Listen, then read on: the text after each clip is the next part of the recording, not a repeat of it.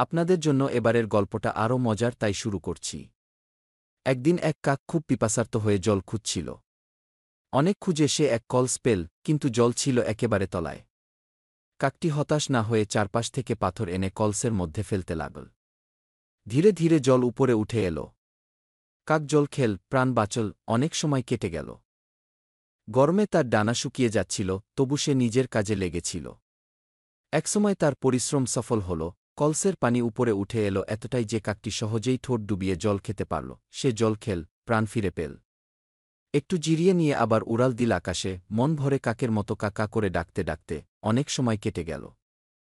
গরমে তার ডানা শুকিয়ে যাচ্ছিল, তবু সে নিজের কাজে লেগেছিল। একসময় তার পরিশ্রম সফল হল। কলসের পানি উপরে উঠে এল এতটাই যে কাকটি সহজেই ঠোঁট ডুবিয়ে জল খেতে পারল। সে জল খেল, প্রাণ ফিরে পেল।